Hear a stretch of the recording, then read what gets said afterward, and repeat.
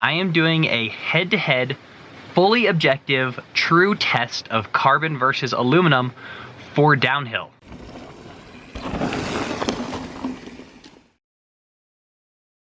Hey team, welcome back to the channel. If you are new here, I am Mackie, and on this channel we are sharing the mountain bike race experience with you.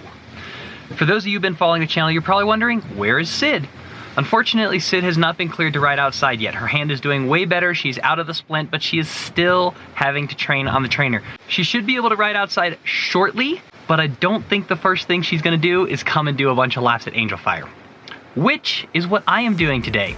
Part of racing is trying to figure out what is fastest. Obviously, you're training to go fast, but also trying to figure out what equipment is fastest.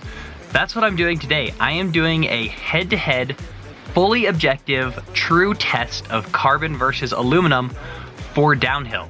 It is a beautiful day up here at Angel Fire. The aspen leaves are finally changing, so we're getting some really nice yellows and golds up here. The weather is gorgeous. I am just super stoked and really excited to test this out and see which one is faster, because I've been going back and forth on carbon aluminum all year, but never back to back on the same day, like between laps. It's always been, you know, I'll be on one for a couple weeks and then I'll swap over and be on a different one. Being able to test it back to back on the same day and really be able to kind of feel those differences is pretty exciting. And then objectively to find out which one is faster also. Most of you probably assume that carbon is faster because that's what everybody says, carbon is faster. Carbon is definitely faster for cross-country riding because it's stiffer and it's lighter, so it climbs a lot better. But there are some benefits to aluminum for descending. Like, not as stiff means that you have a little bit more give, so it might smooth out some of the rocks. It might keep you more planted, and the extra weight is going to make you go down the hill faster. So I also had the assumption that carbon is better just because that's what everybody says, but I realized that like I'm in the unique position of having two bikes that are exactly the same except one is carbon, one is aluminum. So I'm just gonna do a full head-to-head test. So here's my plan. I'm gonna do a warm-up lap just to make sure the bike is riding well, the trails are riding well, get warmed up a little bit myself, and then I'm gonna alternate aluminum carbon for 4 laps. On each lap, I have 2 time segments. I chose Upper Chillin' as the first one, and then Lemonade to Lower Boogie as the second one. And there's a couple reasons for this. A, I know those trails and I love them. And B, you can connect between the two. So I can get 2 different runs in each lap, and they're very different. So Upper Chillin' is like steep and rocky and rooty and pretty gnarly. And Lemonade to Lower Boogie, it's got some really fast stuff, it's got some tight single track, it's got some fun jumps, some sweet berms.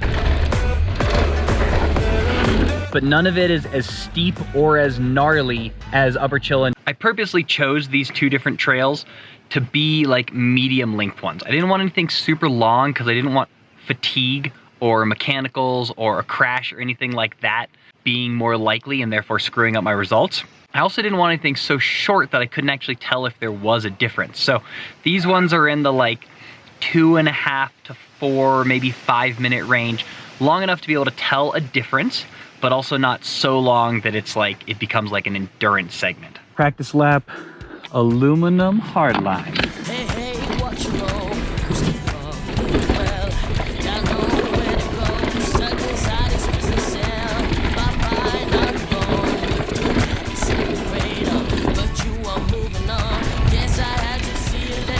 The practice lap was good. It felt smooth, it felt pretty fast. There were no trees down, the trail looks the way I remember. The main thing I noticed on that practice lap is how much fun this bike is. Yesterday, I did a hot lap on South Boundary, and a lot of South Boundary is pretty smooth, so it wasn't too bad on the hardtail. But the lower part of South Boundary is really rough, so my hands and feet were destroyed from riding that on the hardtail. It only has 120 mil fork on the front, so it's a fairly small bike. So getting on this bike with like enduro tires and full suspension, 160 mils of suspension, it's just like, wow, this bike is so much fun. Here are my 2 bikes. I have to say it's pretty awesome to be able to do this comparison and have exactly the same bikes in carbon and aluminum. I'll just do a check on the carbon one because the aluminum one's exactly the same. This is the Jamis Hardline carbon, obviously. I'm running the X-Fusion sweep fork. It's 160 mil. Shimano XTR brakes, those are the new XTR rotors. Vittoria Demian Plus wheels and Vittoria Martello tires. These are the Enduro casing, which is the 2-ply folding.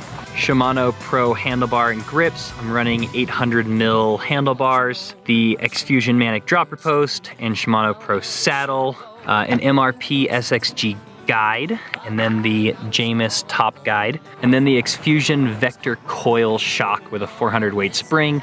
I have set these up exactly the same. So same rebound, high and low speed compression on the fork, rebound, high and low speed compression on the shock. Brakes are the same, tires are the same. The rear tire is also the Martello Enduro casing. I'm running an airliner in the back, but not in the front. But that's true on both bikes. Shimano 12-speed XTR. And okay, so that is the one thing that is different between these bikes. This bike has a 12-speed Shimano XTR drivetrain. This bike has an 11-speed Shimano drivetrain. Because this is a descending comparison, I'm really not worried about the difference. Everything else is the same. So literally exactly the same build except the drivetrain, which I'm not worried about. This will allow me to do a accurate test. I'm not like, oh, this one has better brakes and this one has different tires. Like, they're exactly the same builds. Lap 1, upper chillin', aluminum hardline.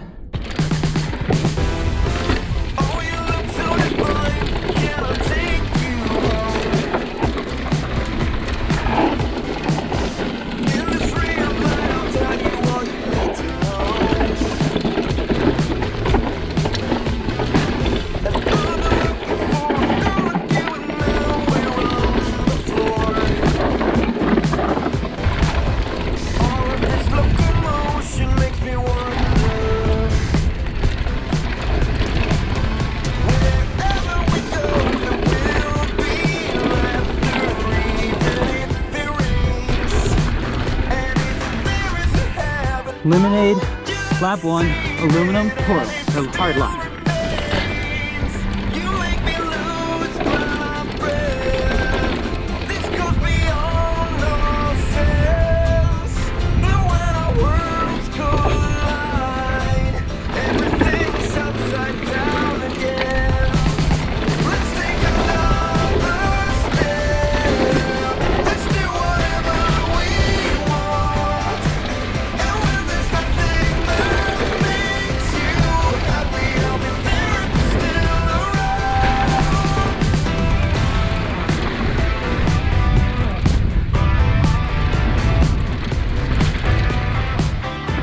All right, swapping bikes.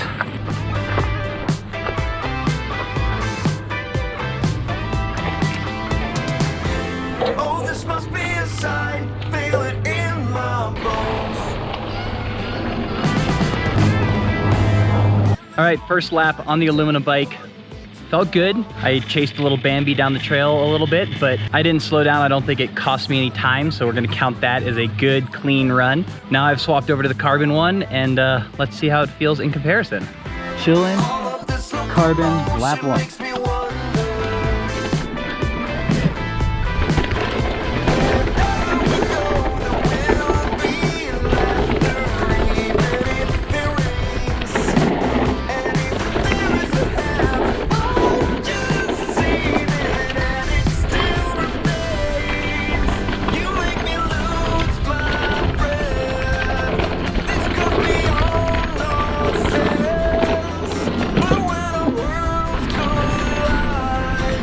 Lemonade, carbon, lap 1.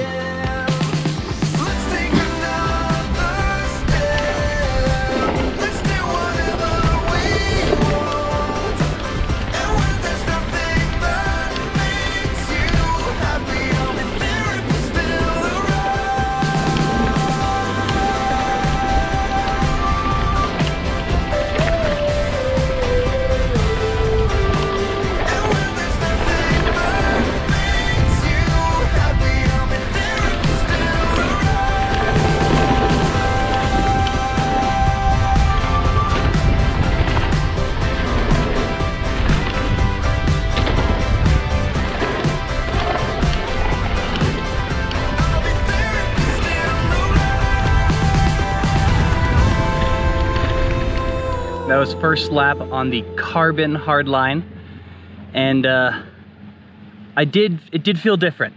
I felt like the difference in weight, because it is lighter. I did notice that it came off the ground more easily, like I was able to like pick it up to like bunny hop stuff, lift over things more easily. The opposite side of that is that it didn't feel as planted on a little flatter like roll part. I was like, oh, I felt like I carried more speed on the aluminum one on that. So it'll be really interesting to see, looking at the times, which was faster, because it definitely, like, you can feel the difference. It's pretty noticeable. There are a couple of reasons why I'm alternating carbon to aluminum. One is that by alternating back and forth, I think I'll be able to feel the difference between the two bikes more significantly. And secondly, 4 laps plus a warm-up is not an insignificant number of laps heater range of fire. At 2,000 feet per lap, that's, what, 10,000 feet of descending? And what I didn't want to do was do a bunch of laps on one bike and then switch to the other bike and be more tired. So this way, similar level of fatigue back and forth between the bikes, and I'll be able to compare them more effectively. Chillin' aluminum lap 2. Chillin' carbon lap 2.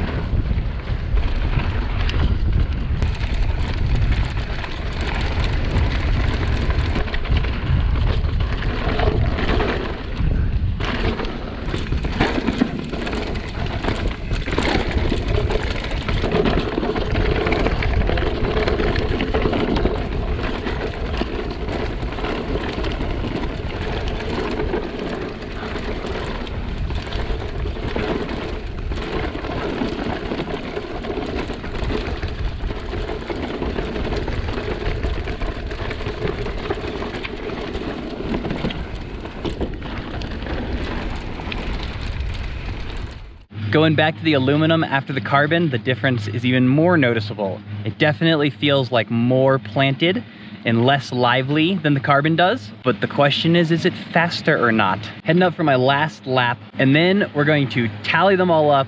We're going to average them. We're going to take the fastest. We're going to add them all together. We're basically going to do every possible variation to see which bike is faster. Before I do that though, I have a huge favor to ask. If you have not yet, please subscribe to our channel. That tells us that you like what we're doing, you like the videos that we're making. If you've been watching our videos for a while, hopefully you're like, yeah, heck yeah, I'm gonna subscribe. If you're new, I promise we're gonna keep you entertained. So right below this video, there's a subscribe button. Hit that button, and then there's a little bell icon. If you hit that bell icon, you'll get notifications when we release videos every Tuesday and Friday at 8 p.m. Eastern Time. So hit the subscribe button. I'm gonna go do this last lap. Let's find out which of these bikes is faster.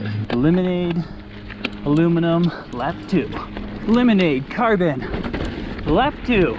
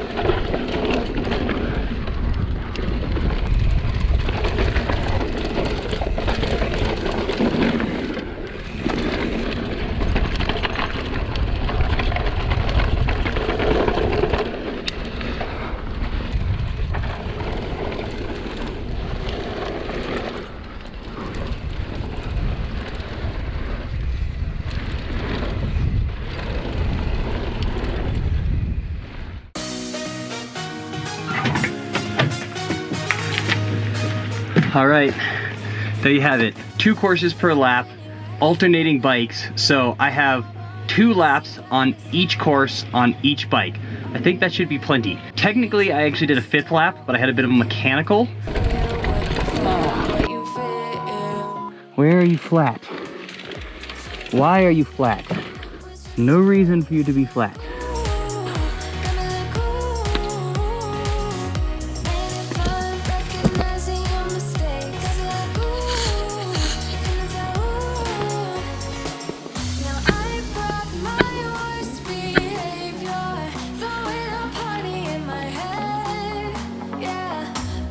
and so had to call that one and redo it. So let's pull this footage off the GoPro and check out some times, see which bike is faster.